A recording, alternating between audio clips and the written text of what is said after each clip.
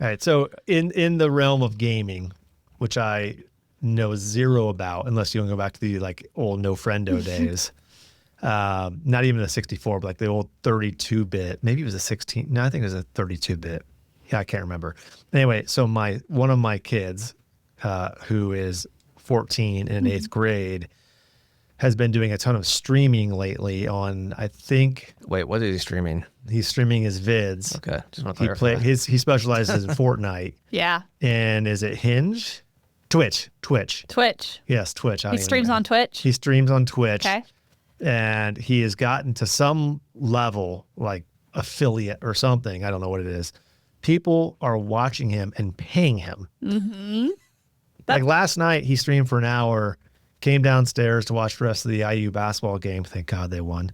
And was like, yeah, I had a pretty good night. I just played for like 45 minutes and made like $37. I was like, what? Dude. This is not a world I know, but he's all amped up over it. So it's like his OnlyFans account, just not that. In a way, yeah. I mean, yes. Like there are people that are subscribing and paying him up from a subscription standpoint. And then people, this is what they call it, they donate. And I find that humorous, but that's the terminology. They're donating money so that they can join his parties or his games to play with him. Yep. Unreal. Yep. That's awesome. He's kicking butt. He must be fun. Like, people only do that if they really like you. So your son must be really cool. He's a pretty cool kid. But I was like, okay, so grades, sports, physical fitness, all those things, then streaming. If you can check all those boxes, then you're good. Well, so far, we've not had any talks yet. Man, he's so early in his career too. That's awesome. I know. And I'm like, all right, well, whatever. I just know when he's streaming because I have no Wi-Fi. So that's my exposure to the gaming world. Yeah, it probably is a big data suck, isn't it? Or bandwidth suck? I don't know. I don't stream. I watch streamers, and I do subscribe to ones that I like. But you're right. It's like OnlyFans for guys. Guys will watch it so they can watch other guys play games and then play with them. They'll subscribe. Yeah. Interesting. Yep. Oh, hey. It's a market for everything. I guess so. I tried to explain that to my 85-year-old father the other day, and he couldn't grasp. Like, he kept saying, "That's just blank and ridiculous." I'm like, "Yeah. Why would anybody pay money to do that?" Like, that's kind of how it went. Yeah. So anyway, that's awesome. What level is he on Fortnite? I have no idea. Oh, I'm so curious now. Couldn't even tell you. I'll find out. Let you know. That. Okay. Yeah.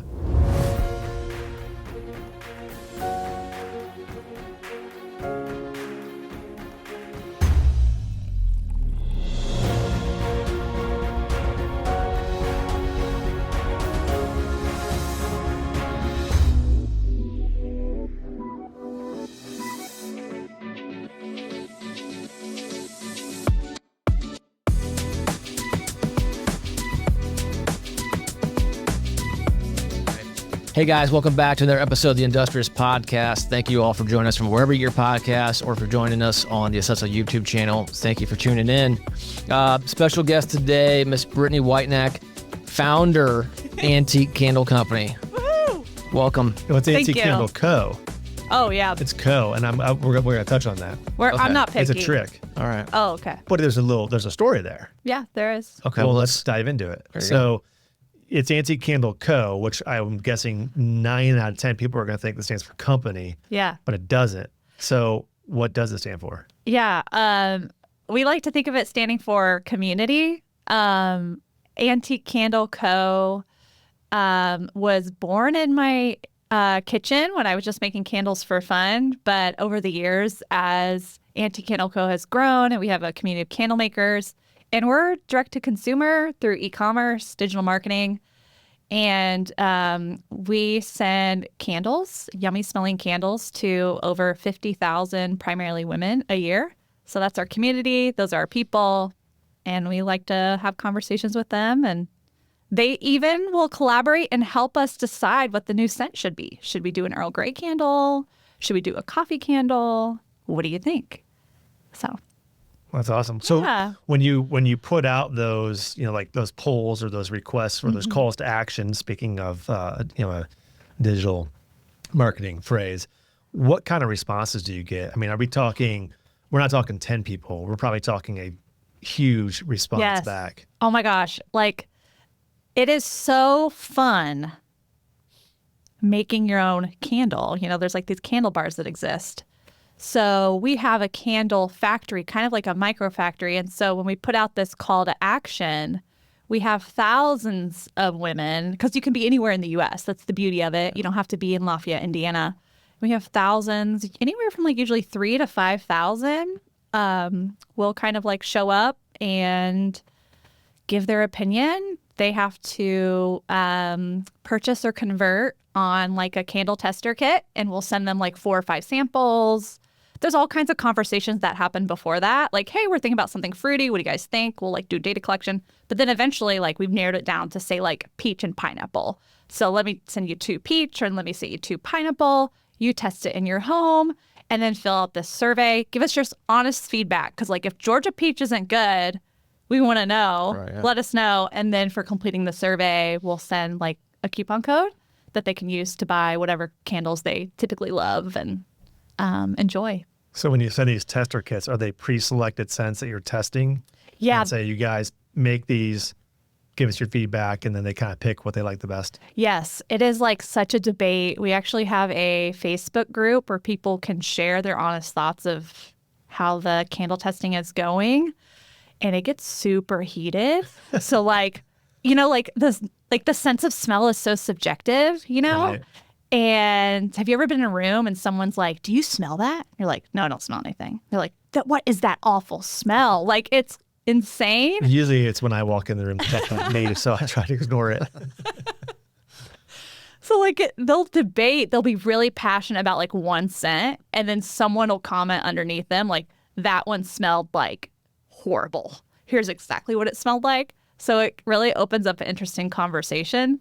So in a sense, it's community. There's like healthy debate, healthy disclosure, confrontation to hopefully narrow down to like one candle we can bring to market. But it's so hard because people love one scent, and if it doesn't win, they want to purchase more, but not enough people like it to like introduce it to the whole, you know what I mean? Like put it Right. on the website. Yeah, if you That's love so this hard. scent, and we'll make it for you, but you've got to commit to 1,000 candles. Yeah, it's kind of like that, you know? Yeah. And that's so hard. So anyways, Interesting. yeah. Let's take a step back to the origin. When did this start, and what triggered everything? Antique Candle Co. started in 2014. That's when it was incorporated officially. Before I didn't want to have a business. It was never a goal of mine. I went to school for business, but I always pictured myself in like retail management. I worked at Plato's Closet. I loved my first job at Subway. You're a sandwich artist? Yes, and I got a free 6-inch sub after every shift if the cash drawer balanced. So for short $1, you put in $1 because you're like, that's cheaper than a 6-inch. Sure, yeah. Free soda. Anyways, all that to say, the dream. when I left college, I accepted a job at as assistant store manager for Super Target in the Chicagoland area. So that's where my husband and I moved to. And the store at the time did about $63 million in revenue. It was a pretty big Target. And I was there for maybe about not very long, like 9 months to a year. I think I really struggled when I graduated college and then I got in the workplace. The hours were really funky. I would close one night. I would open the store one week. I would work every other weekend. And I was really struggling mentally and emotionally from the standpoint of, is this what we spent all of that schooling? Like, this is it? Like, I like my job, but the hours are terrible. I don't see my spouse. Like, we just got married. I feel like a failure of a wife. This job was really hard. I'm missing my metrics. And I remember like calling out to God and saying, like, this is it? This is the next 30 years? Right. This sucks, dude. like I was just so disillusioned. And I'll never forget one night walking into my apartment, and I'd closed the Target that night. And do you guys know what time Targets close? Well, like Probably 9 or 10. varies a little bit. Let's say at least 10 or 10:30. Yeah, this one closed at like 11. So by the Okay. time you're Oh, yeah. closing, getting all the carts in the store, Midnight. At yeah, it's like best. midnight. I get home at 12:30 a.m. I'm walking in. I'm really tired, and the sink is just full of dishes. And talk about smells, dude. I opened the door and it is rank. I was like, "This is so bad." I'm like, "What's that smell?" Dishes. And I remember just The looking. last thing you wanted to see at that point. Yeah, there was just this moment where I looked at the dishes and I had no energy to like clean them. I remember bending under the sink, grabbing the, what is it, like the Febreze or what's the Like aerosol? Lysol. Lysol. Yeah. Spraying down the dishes with Lysol just so it wouldn't like stink and I could kind of fall asleep. And I'll never forget that moment because I just stopped. And I was just like, This sucks. Yeah, Like, this how is do like I? not my crystal ball. Yeah. And it was really dark for me. Anyways, over the next couple weeks, I talked to my husband about it and I quit my job without any job lined up. And I went to business school at Purdue. And like, what's the number one rule they tell you? Never have a resume gap. Like, Yeah. don't be a quitter, blah, blah, blah. And here I was a quitter. I was going to have a resume gap. I just could not think clearly and logically. I just needed out. And so I quit my job. And there was a pool at the apartment. Luckily, my husband's salary was enough to get by for like a short period of time. There was this pool, and I would just lay out there during the workday and get a tan. And like, That's a pretty good gig. I know it was a good gig. Like my mind was like not right, you know. After a few months of that, like I started, you know, like baking bread and like cooking and like doing typical domestic stuff, and then I started also candle making too. And that's when I started, maybe about 6 months after that. Okay, I think I'm ready to enter the workforce again. Spruced up my resume, started applying for jobs, gotten a better place. Still in Chicago at that point? Yep, still in Okay. Chicago at that point. And while I was doing that, I also was really enjoying the candle making. So that hobby started in this time off? Yes. The hobby started in the Like, I time will off. never have a stinky kitchen again. So I'm going to start making scented candles. That's right. Perfect. And I remember kind of putting these mock business plans together in business school. And I was like, I wonder if I could work up to the salary I was making at Target, having like making these candles and selling on Etsy. Etsy was getting really popular at the time. Like the creative maker space was like becoming a thing. And I wrote like a little business plan. The beauty of a candle business is like startup costs are really low. It's like $1,000 to buy all the candle making supplies you need, incorporate, you know, I made the logo myself. Like it wasn't great. Started a website, bought a domain for like $30, you know. Yeah. And this predates like the Shopify's and WooCommerces of the world. This is Correct. early. This is early. I think I was on Squarespace, which Okay. I don't think they're like a market leader in the space anymore. That's like the MySpace of social media. Yeah, that's right. Yeah. So talked to my husband about it. Like, yes, let's pursue that. Let's do it. And I was like, okay.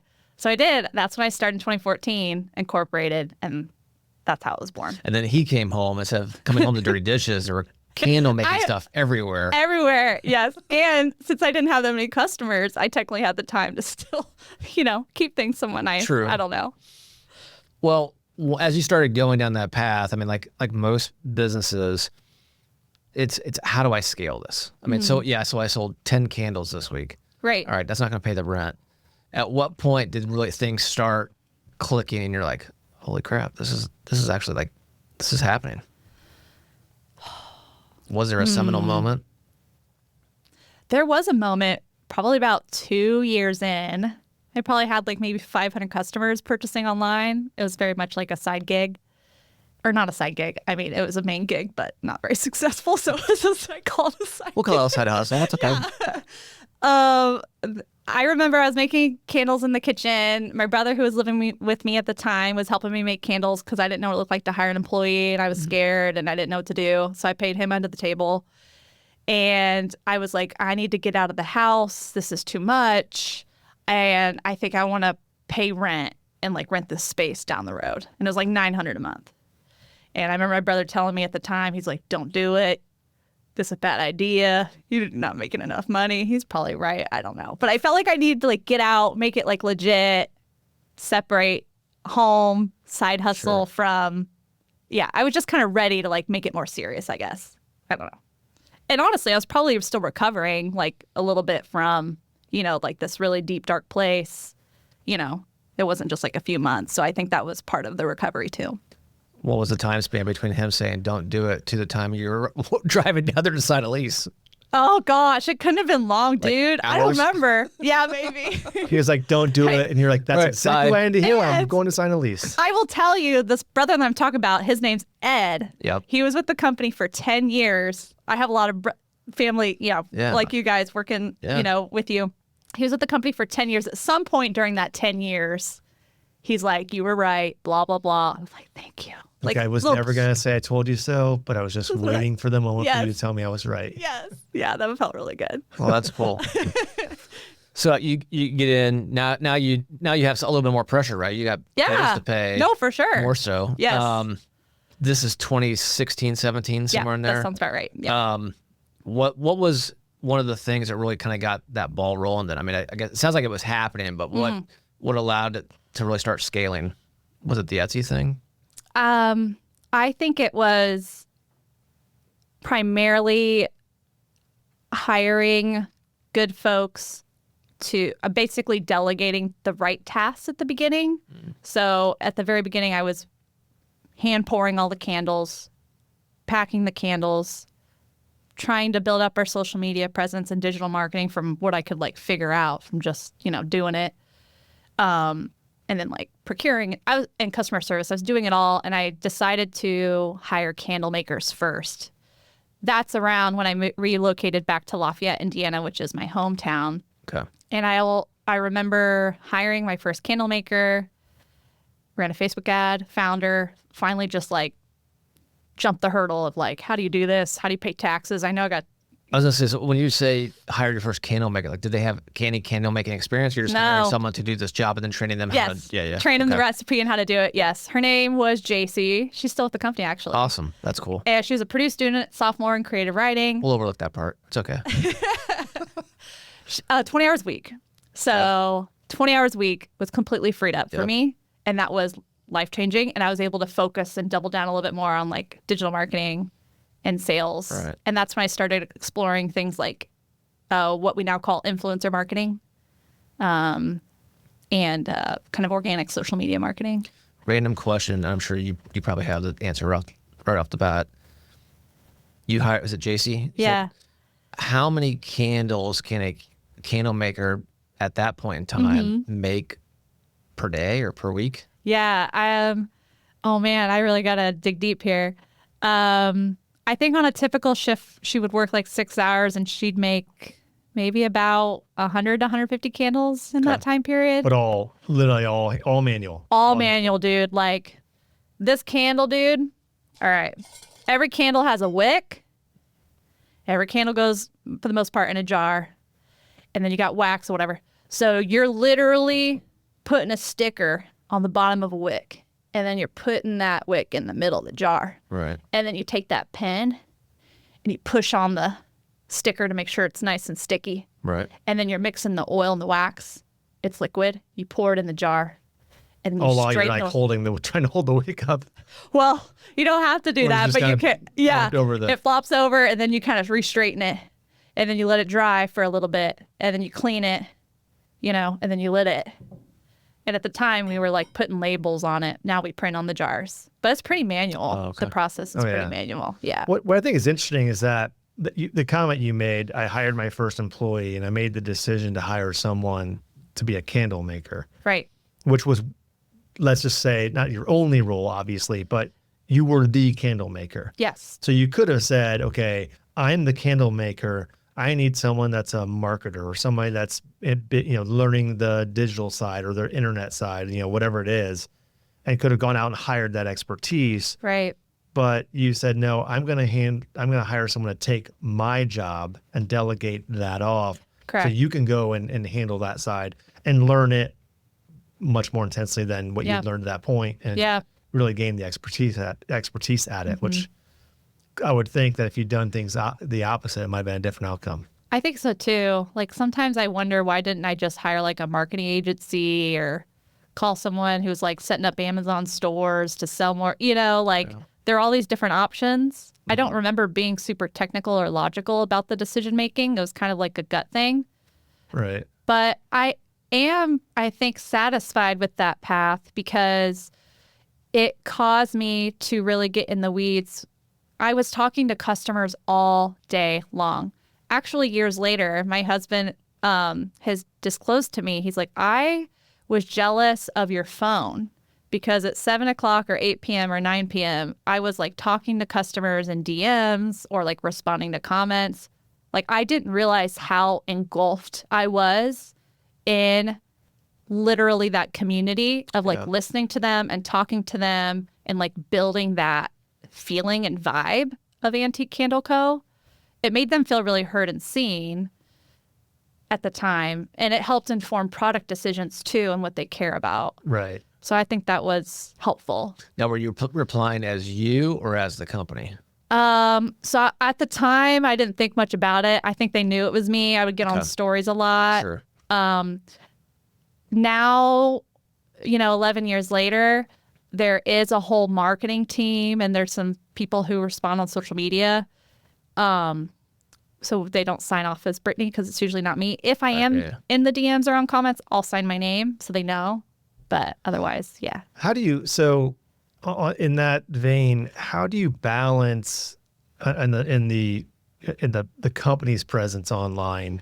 How do you balance we're speaking as the company, but we also, one of your goals is to have personal connections, right? It's not just a business transaction, it's relational. How do you balance the company side from the people that are actually literally communicating from within the walls of Antique Candle Co.? I don't know if we do that well. How do you guys do it? That's why we asked. Well, I mean, from our e-com standpoint, we're very much at the beginning, and we were having these conversations. Yeah. Who is the face of the company? Is the company its own face? Right. How do you get people that are working on our team to create personal connections without crossing a line of, like, I don't say it's too personal, but where's that sweet spot? Yeah, from a longevity standpoint, you want it to be the company because you want to build that brand. Right. Because if it's not a founder, let's say it's Johnny Doe or Jeannie Doe, like if all of a sudden a year later they're not with the company anymore, it's like, well, crap. Yes. Now what? Yeah. I don't know. I think this is something maybe we can talk about together because you're right. You want it brand. It used to be very founder driven, like my face. People know who I was. They knew how I talked and da-da-da-da. But over the past couple of years, I've spent a lot less time in that space, mostly as a preference thing. I kind of got burned out on it after doing it for like 7 years. People will ask sometimes, like, where's Brittany? Is Brittany okay? I haven't seen Brittany in a while. So there's this internal tension for me as a founder. It's like, I kind of like don't want to do that again. But I also see how there's this genuine desire of connectedness. But you're right. Like for a while, like we put other personality and faces on. And, sometimes they would depart the company and we're like, well, what do we do about that now? You know? Right. This person was writing emails, signing their name as, the email person, but, we do profiling on them, da-da-da-da. We tried my sister-in-law, Tori. She's like an Enneagram 6. She's so fun. People know her, so we kind of lean into the family thing. She's like, I'm married to Brittany's brother, and he's the shipping manager. And so, like, people love that. What she sounds like. She should have come with me. This would have been so fun. It would have been completely off the rails with both of us here. Well, we got enough tape, I think. Yeah, we'll do that at the end of the episode too. So things we're what, 17, 18, 19, whatever, somewhere in there. Mm-hmm. And it sounds like the ball just kept gradually growing. Like it wasn't like all of a sudden overnight things exploded. Right. Correct. You have an interesting story, and this allows you to gloat if you want. I mean, literally started from scratch, as we just talked about, in an apartment in Chicago. Now you're back in Lafayette. Things keep growing. You can disclose whatever you want, but like, give us some stats on the company today. I mean, it's pretty damn impressive, quite frankly. Thank you. That's so nice. So what, 11 years-ish? Yeah, about 11 years-ish. We serve about 51 to 52,000 customers a year. We have about 1.4 million shoppers on antiquecandleco.com. It's kind of been it's kind of, we've hung out at those numbers for probably about 2 to 3 years. We haven't seen like a huge jump in growth from that in the past year. Can I ask a question? So you said you have 1.4 million shoppers, Right. 50,000 customers. What's the difference between the two? What do you mean? Well, you said 50,000 customers. Oh, that convert. People Okay. that like, people who like shop and peruse and are like looking around but never actually convert. Okay. So like 1.4 million Stranded people. carts and all the things. Yes, Yes. yeah. Like 1.4 million people are coming to our shop looking around. Okay. But only like 52,000 of those only actually convert and Buy. say Only and Buy a leave. candle. Yes. Only 52,000.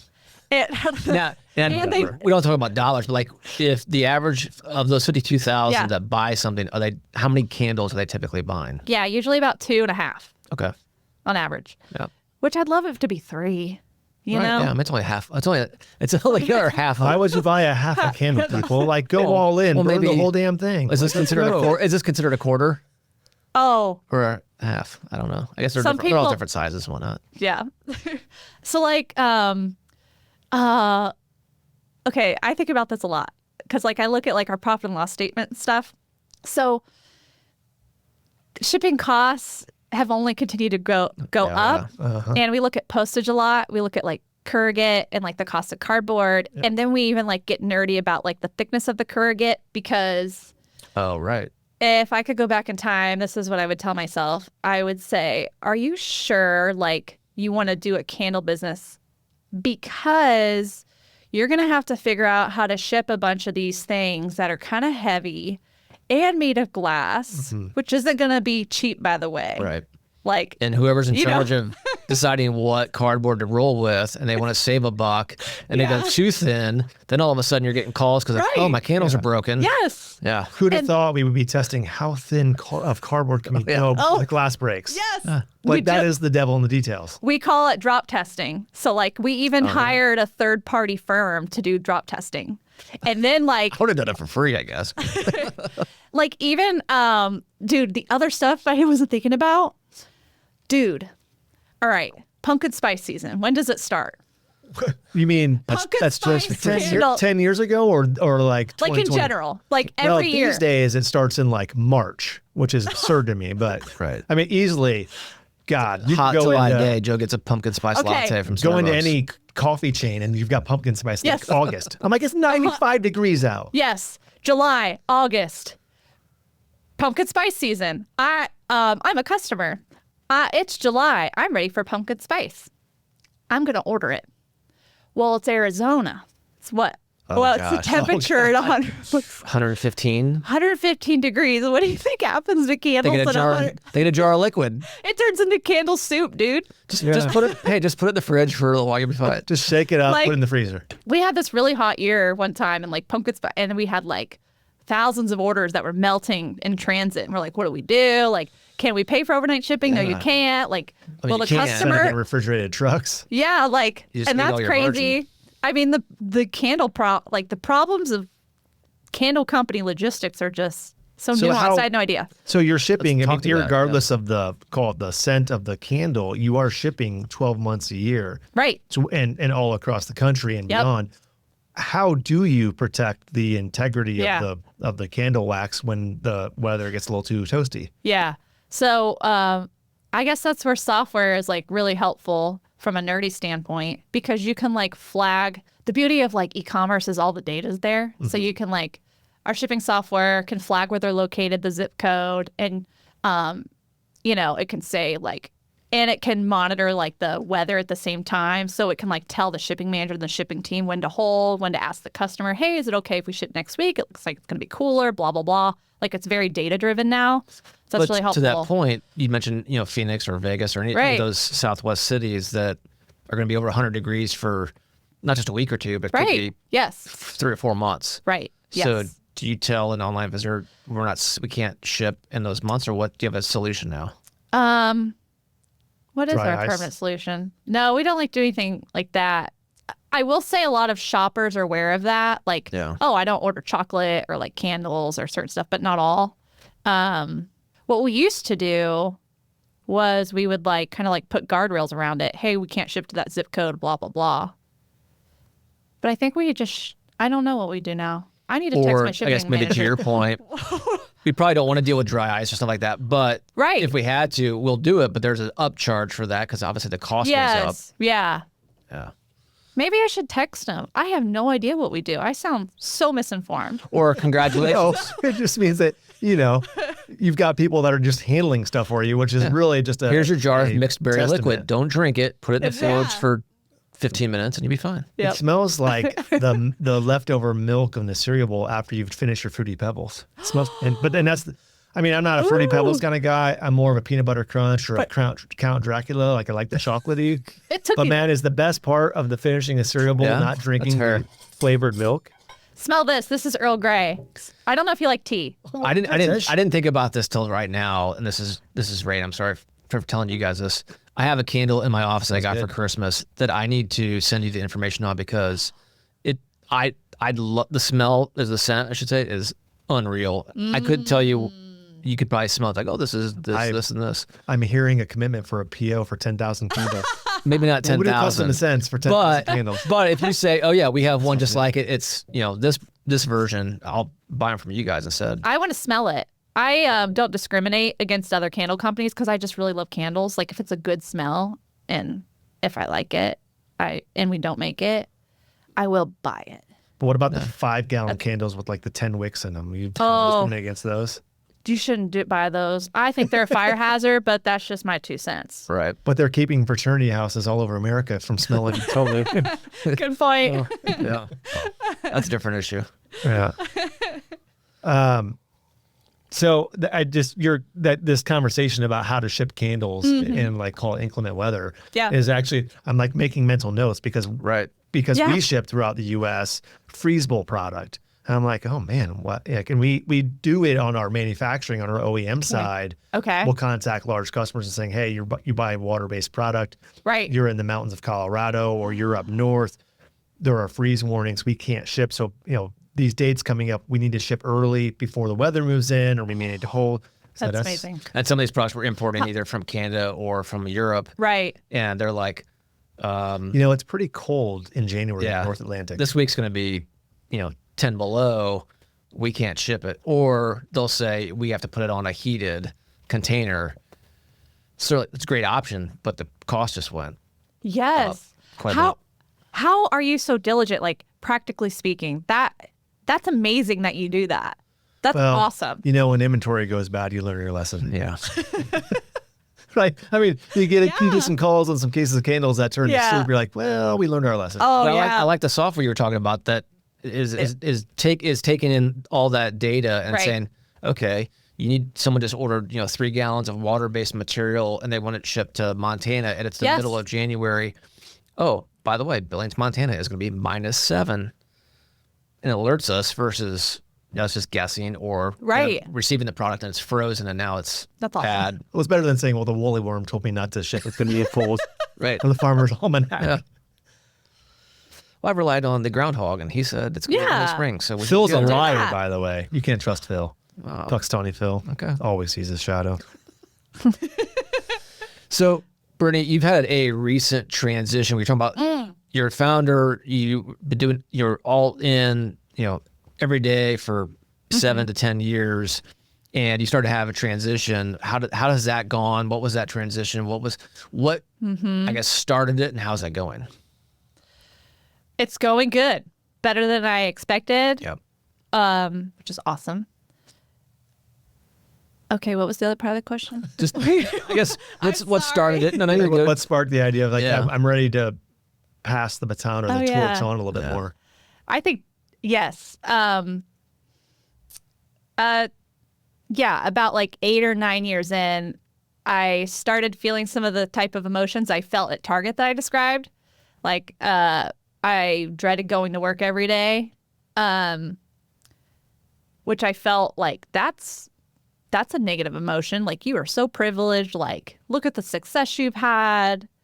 You're making more than the salary you were trying to make at Target. Like you have a great team.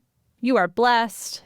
Like look around. How in my head I'm like how dare I not be excited about coming to work every day? That's a me problem. I just need to change my attitude before it's too late or something. but it just lingered and lingered. And I actually think, so like Joe and I were in the same peer group. And I think when I joined the group, I was kind of already there without maybe realizing it. Like I was giving my biz and life scores pretty low just because I felt like I just didn't wake up and was excited about the day. So I don't know. Eventually I started realizing that I can own a business and not be there every day. But I watched the show The Prophet. You know Marcus Lemonis? Have you seen that? Yeah. That show's so good, right? Yep.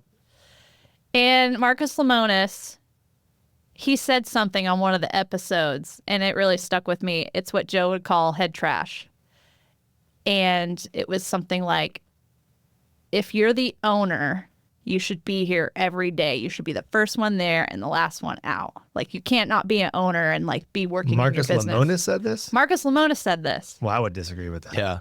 But I then, hope- Well, I guess it all depends on where you're at. Right. Well, but the contradiction of that was like, well, how do you scale? Because that's one of the issues with entrepreneurs is they can't scale above a certain point because they can't give up control of certain things. And you're one person. Like, you can't do it all the time. Yes. I told myself that if I want to be the owner, that means I have to be the CEO running it. Mm-hmm. So Working on the business, not in it. Right. Yep. But I didn't want to not own it. Like at that point, 3 of my brothers were working there. I had a sister-in-law, a second cousin, like all these other people I'd come to really enjoy. And I still wanted to contribute. I just hated the CEO job. Like I liked the candle making. I wanted to sell online, make a salary at Target. I didn't want to climb a corporate ladder. I didn't want to be a CEO. Wasn't fun, wasn't cool. So you feel like the job description and the daily tasks of a CEO were creating like a box or guardrails on you that you were like, this isn't what I imagined. Yeah. Like one day I realized it'd been 6 months since I made a candle.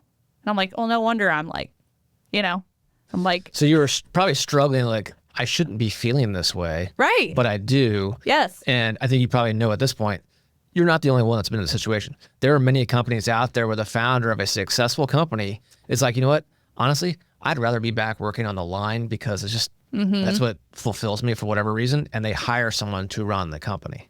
And most people look at that like, wait, no, you're supposed to be up there. And right. You're like, no, this is my choice. This is what I'd rather do. Yeah. Through the peer group Joe and I were in, they kind of helped. I think they were very patient with me. Yep. And they kind of, I think my perception is the group realized that I'd have to kind of come to that reality myself, but they were helpful at like, no, that is a lie that you're telling yourself. And I would be like, no, it's not. And they're like, whatever, it's like, let's talk next month. I don't know. But that group helped me understand like what that could look like and feel like. There are also other, founders and entrepreneurs through the Praxis Indianapolis Guild that kind of help from a faith standpoint as well of what that can look and feel like. And so I just started the process of looking for a CEO, found one in my company, promoted her. She accepted the job. So hire from within? Hired from within. Okay. She had been with the company for like 7 years. Without realizing it, I think I would have these ideas and she would kind of like build it. Like she was overseeing the plant, basically. Mm-hmm. Also a Purdue grad, by the way. Good for her. Yes. Boil her up. 30% of our staff are Purdue grads. I don't know if we got any IU grads. Please, I'll have to ask around. Just one. Just one. I'll look around. Yeah.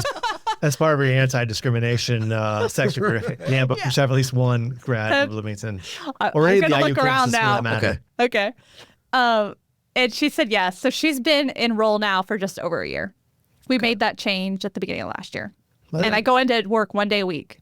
And that's what I'm allowed. I think. They're like, when you get 1 day. You said that. Don't you remember? It's a good rule. It's a carrot, right?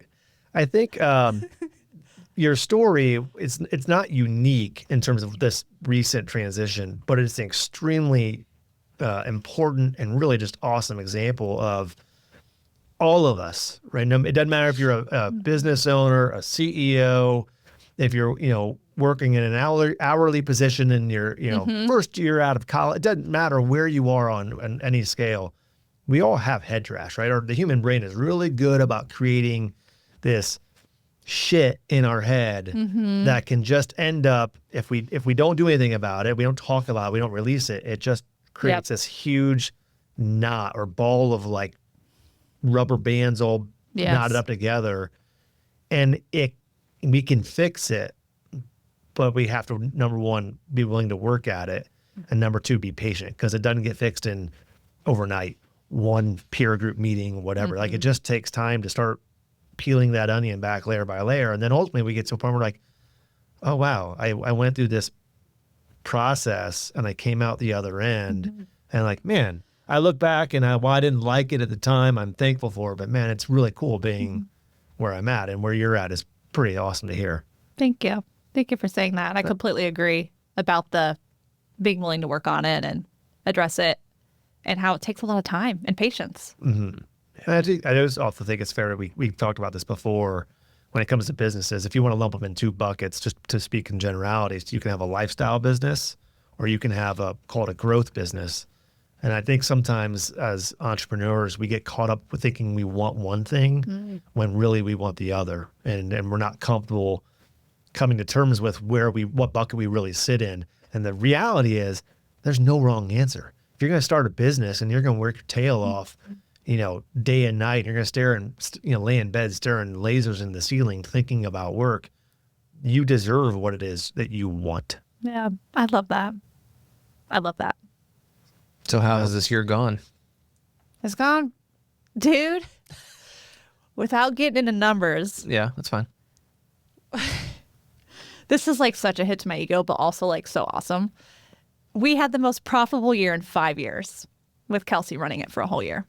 So on one hand, you're really happy, like, I know. Like, they don't show me. She's so awesome. She's so awesome, but she really cares, and her empathy is really high. And we follow the EOS framework, so I'm in the visionary seat and she's in the integrator seat. So that's working really well for us. I like that a lot. Yeah. Thanks for asking. Yeah, that's cool. I'm happy for you. I'm glad that I think this is a great business case story of literally. I mean, you started in your dang kitchen. Yeah, and waxy mess. Right, and now you guys, how many total employees roughly? It depends on what time of year. We're usually around 40. Okay. And then sometimes, pumpkin spice season comes around and it's like, oh, shoot, we got to get some help around here. I hate this. We're I hiring. got to write down pumpkin spice now. Yeah, I know. That'll be a great tag. That'll get lots of hits. The algorithms love pumpkin spice, I hear. Yeah, so around 40, sometimes like around 50. Most are full-time. At one point, we were like primarily part-time workers, and we got up to 70, and that was just an absolute crapshoot. Like it just, and that was before any automation. We were just trying to make 2,000 candles a day the same way I made 20 candles in my kitchen a day, and that was a bad thing. So it's a lot of wax floater. That's a lot of wax, dude. So two questions. One is, how much of the process is automated or maybe semi-automated these days versus doing it totally manual? Yeah. And then two, going back to your new role, have you had any of those moments where, I don't know, there's a spot in the build, we've been there, but I can't remember if there's a spot where you can stand on a platform or stand on the second floor with a window and overlook the operation and just kind of say to yourself, holy shit, I did this, or we did this. Yes. You got to have those moments, yes. Especially as a visionary person. And it's okay. This is not like a egotistical thing, but to look at that and say, wow.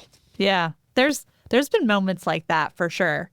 I will say I need to work on those being more positively oriented, because sometimes I'll look out and be like, oh my gosh, look how much stuff we're trying to make here. We got a real problem on our hands. We got to No one ever said we had too many orders to fill. Yeah, it's like, except for the people that fill them. But there are those moments. You gotta have those. Typically, it takes a tour. Like, I am giving someone a tour for the first time, and then they'll see it and they're like, "Whoa, you started this in your kitchen? How long ago?" To me, like 11 years feels like forever. But like, So usually those moments, if I'm open to it and I'm in a good headspace, I'll look out. I'm like, yeah, you're right. Like, this is pretty cool. Look at what we've built, you know? And a lot of the folks that literally built it, like installed the conveyors and set up the wicking machine and decided we're going to do continuous improvement in this way in the shipping department, or pick the software that we use to ship, or pick the photography equipment to take photos of the candles in the photography studio. A lot of those folks are there and they're able to see the fruits of their labor.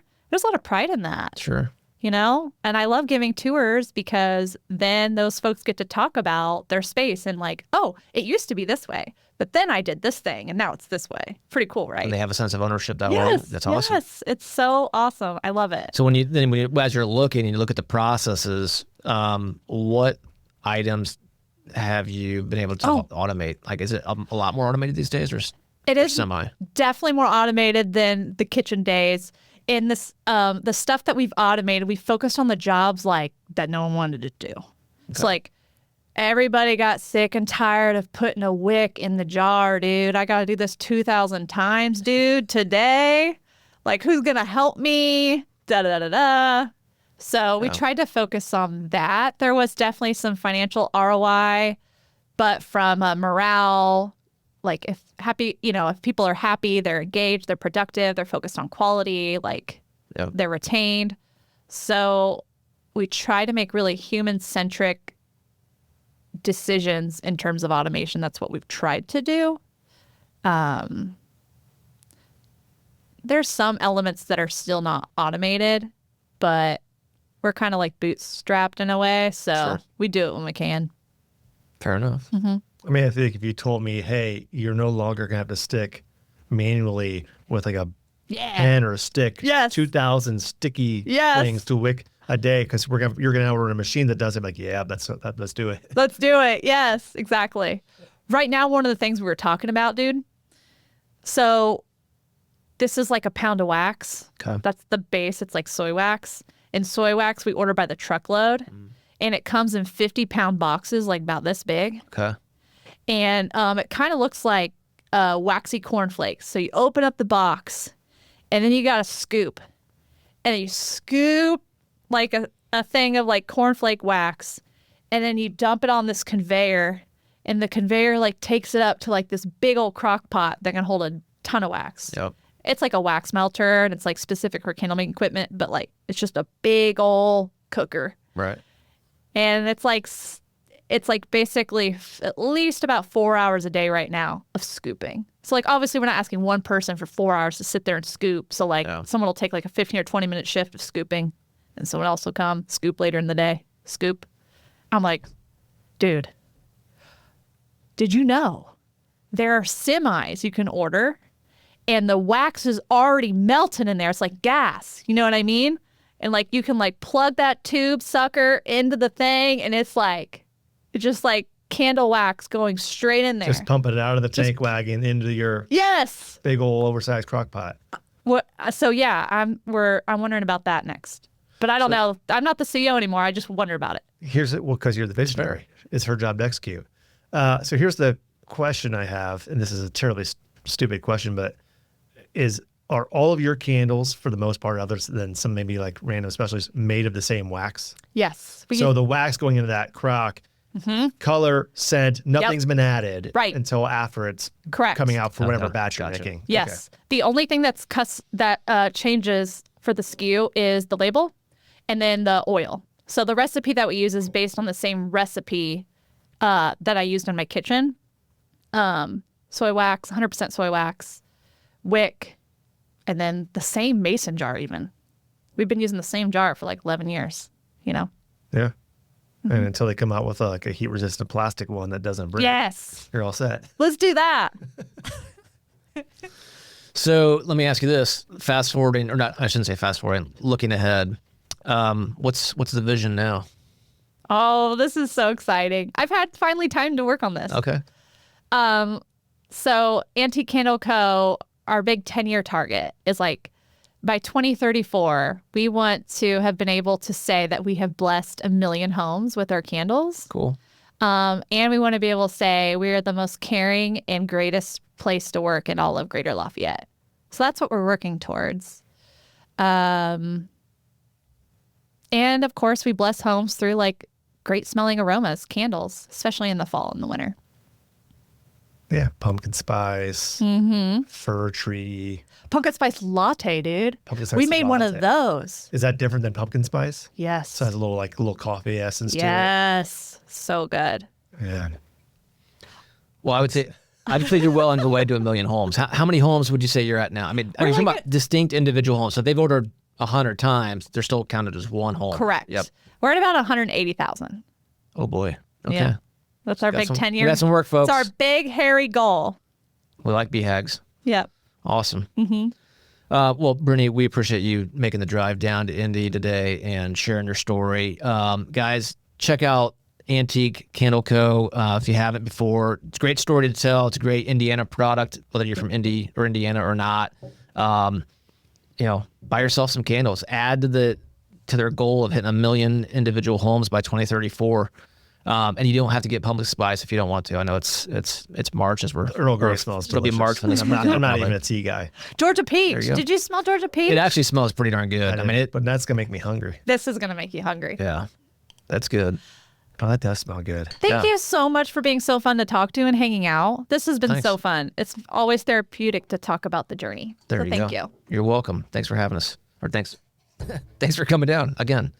Hey guys, thanks to all of you for joining us on this episode of the Industrious Podcast. We appreciate you from wherever you join us or wherever you get your podcasts. And if you're tuning in on the Assessa YouTube channel, thank you for doing so. Hit that little subscribe button or the notification bell icon if you haven't before. It won't cost you a single dime. And again, go visit antiquecandleco.com and get yourself some candles. Until next time, don't forget, guys, just like what Brittany had done, be industrious.